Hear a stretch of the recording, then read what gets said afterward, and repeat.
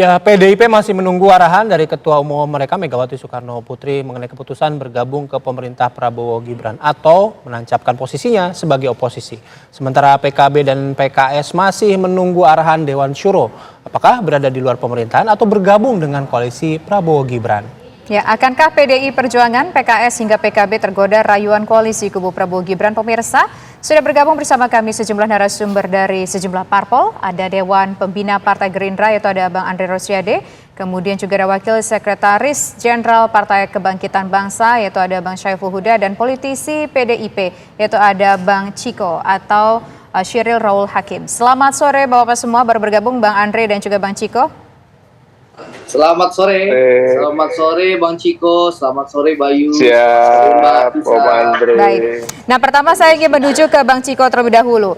Tampaknya koalisi Prabowo Gibran ini ingin melebarkan, menguatkan koalisinya mendatang di pemerintahan. Nah, dari PDIP sendiri, apakah kira-kira ini akan beralih menjadi pendukung pemerintahan yang baru atau tetap kekeh untuk berada di kubu oposisi pemerintahan?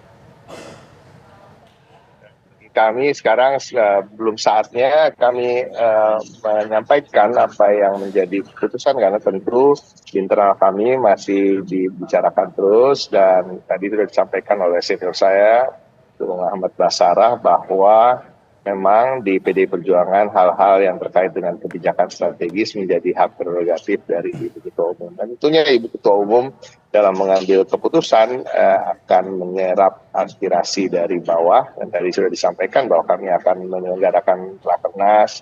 Dan ini masih bulan 4 ya, baru memasuk bulan 5 dan presiden yang baru hanya akan baru dilantik setelah bulan Oktober. Saya rasa masih banyak waktu dan kita yang pasti nomor satu kita harus menghargai siapa-siapa yang lebih berhak untuk berada di dalam pemerintahan. Tentunya mereka-mereka yang telah berjuang untuk memenangkan pertarungan Pilpres kemarin dan kita menghormati. Dan bagi PDI Perjuangan sebenarnya kita dalam posisi yang sangat santai dalam tanda kutip karena sebagai partai politik kita adalah pemenang dari pemilu legislatif dan tentunya ini akan menjadi kekuatan bagi kami dan juga daya tawarnya lumayan lah karena ada kepentingan tentunya untuk berbagai koalisi politik untuk mengajak kami bergabung dan tentu kami juga harus bersikap betul-betul hati-hati dan sesuai dengan apa yang menjadi visi misi kami. Bang Ciko, ini tentunya yang diutamakan adalah visi misi. Ya, Bang Ciko kan masih menunggu ya, gitu. Tapi gini Bang, kalau menunggu kan tadi Bang Ciko bilang masih ada waktu sampai Oktober begitu ya. Tapi udah mulai digoda-goda belum Bang? Udah mulai diajak-ajak belum Bang? Gimana? So, saya pribadi nggak tahu, tetapi tentunya komunikasi di antara PDI Perjuangan dan Partai Gerindra, Bung Andre sendiri tahu bahwa tidak pernah berhenti. Apalagi Mbak Puan ini kan pimpinan DPR ya, kan nggak mungkin Mbak Puan karena dalam kontestasi Pilpres terus nyuekin istilahnya nggak mau ngomong sama yang berseberangan kan nggak mungkin. Kalau berarti kan tidak parlemennya nanti nggak bisa jalan. Bahkan beberapa waktu lalu baru aja mengesahkan undang-undang bersama ya kan. Artinya Mbak Puan sendiri pastinya dengan pimpinan Gerindra, Bang Sufmi Dasko punya jalur komunikasi yang sangat cair dan lancar dan dalam 1 minggu bisa berbicara mungkin 2-3 kali bertemu dan ini nggak pernah henti gitu. Kami sebagai partai selalu menganggap Partai Gerindra adalah sebagai tanda kutip mitra yang bersama-sama dengan partai-partai politik lain yang berada di Indonesia dan khususnya yang berada di parlemen untuk membangun. Oke, Bang Ciko. Halo, Bang Ciko masih mendengar kami? Keberadaan di dalam maupun di luar pemerintahan itu hal yang biasa. Ya, Bang Ciko, kalau kita mendengar statement dari Bang Ciko, tampaknya para elit antara PDIP dengan Gerindra ini baik-baik aja, akur-akur aja, komunikasi berjalan terus. Tapi kan kalau bicara soal koalisi, kalau di PDIP kuncinya adalah Ibu Megawati, kemudian juga Gerindra ada Pak Prabowo Subianto. Kita mendengar wacana bahwa keduanya rencananya akan bertemu setelah Lebaran. Nah itu kapan Bang akan bertemunya? Atau jangan-jangan di luar media udah ketemu? Atau mungkin sudah berdiskusi? Jangan-jangan udah video call ya. Enggak juga. Enggak, saya kalau pribadi ditanya, saya jujur tidak tahu secara detail kapannya. Ya saya rasa Bung Andre juga belum tentu tahu secara detail. Ini kan pimpinan-pimpinan kami yang punya jalur komunikasi yang khusus gitu ya. Utusan-utusannya masing-masing juga pasti khusus dan tidak mungkin segitu mudahnya membeberkan ke media. Saya sendiri nggak tahu, tapi saya bisa pastikan bahwa karena hubungan yang begitu baik antara Bu Mega dan Pak Prabowo selama ini, walaupun sering berkontestasi dalam pilpres maupun pileg, ya kan sebagai pimpinan partai, apalagi partai-partai yang dipimpin oleh beliau-beliau berdua, partai besar di Indonesia ini pasti mempunyai saling respect di antara mereka, dan bukan hal yang aneh kalau mereka bertemu dalam waktu dekat. Tapi pastinya kapannya saya nggak tahu. Oke, saya geser ke Bang Andre. Bang, tadi Bang Ciko kan bilang PDI, ya kita tahu lah PDI pemenang pemilu, kemudian punya kekuatan juga di parlemen. Bicara soal koalisi, apakah PDIP ini jadi target utamanya Gerindra gitu untuk digoda ya masuk pada koalisi? Jadi gini, Bay. Ini kan saya sama Bang Ciko ini sehari ini udah 3 kali kita dari tadi malam.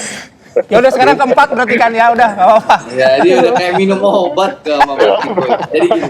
Udah kayak kakek rusak juga omongnya. Iya. Jadi gini, saya ingin tegaskan, Pak Prabowo tuh ada 2 hal yang selalu disampaikan dia berulang-ulang. Yang pertama, syarat Indonesia menjadi negara maju itu elit itu harus guyup dan rukun.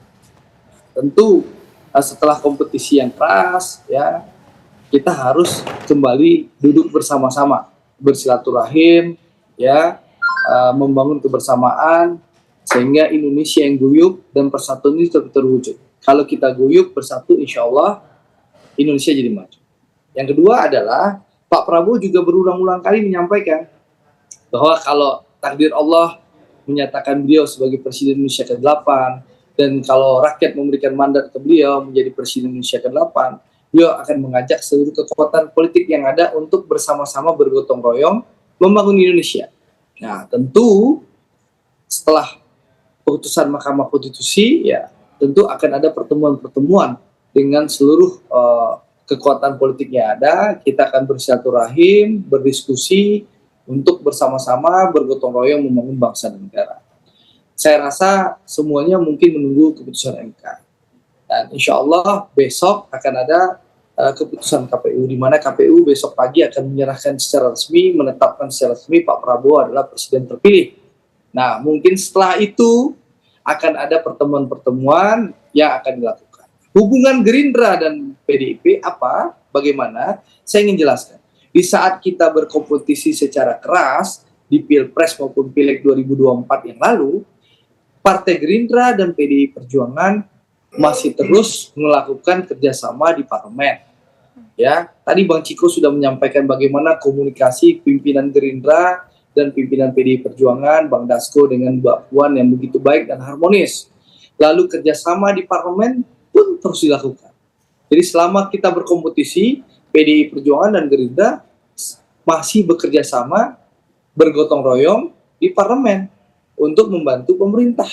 Itu kita lakukan. Jadi tidak ada masalah hubungan Partai Gerindra dan Pak Prabowo, hubungan pimpinan Gerindra dengan pimpinan PDI, ya apalagi hubungan Pak Prabowo dengan Bu Mega.